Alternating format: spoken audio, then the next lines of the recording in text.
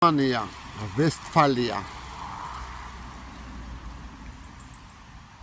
აიკელბორნი, ფსიქიატრიული საავადმყოფო. აი ასეთი მოწესრიგებული ფსიქიატრიული საავადმყოფო ვნახე გერმანიაში. აი ასეთი 100 წლიანი ჭადარი, ყველაფერი 100 წელზე მეტი ხნისაა. აი ამ შენობას რო უყურებთ, სავარაუდოდ 100 წლის და მეტისაა. აი ასეთი გაწყრიალებული ქვეყანაა გერმანია და ამ ქვეყანაში აი ასეთი ქანდაკება, შებოჭილი, გაკოჭილი ადამიანი. რატომაა ამას რომ გეუბნებით? ფსიქიურად შეშლილი ადამიანი და ამ ქანდაკების წინ არის ასეთი დაფა.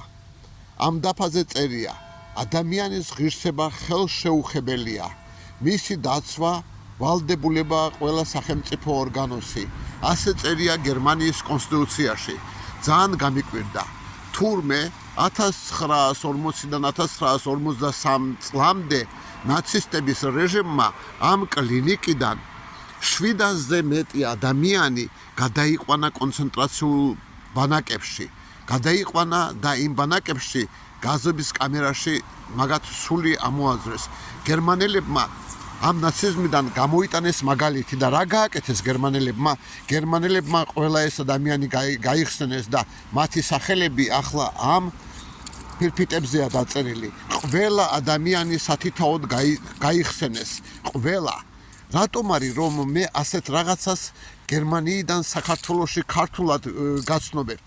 იმიტომ რომ როცა ვნახე ადამიანის ღირსება ხელშეუხებელია, მეც ავდექი და წავიკითხე საქართველოს კონსტიტუცია. იცით რა წერია საქართველოს კონსტიტუციაში?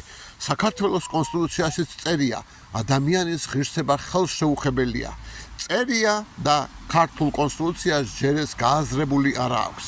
საქართველომ ჯერ ვერ გაიაზრა რომ ადამიანის ღირსება ხელშეუხებელია. ჩვენც უნდა მივიდეთ გერმანელების გამოცდილებამდე, ჩვენც უნდა პირველ რიგში, პირველ ადგილზე უნდა დავაყენოთ ადამიანი. გერმანელები ამაზე მივიდნენ ასეთი ქანდაკებით 1940-დან 1953 წლამდე. აი, ხომ ხედავთ?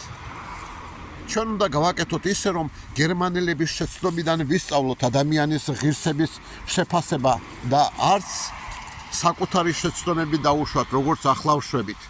საქართველოში ახლა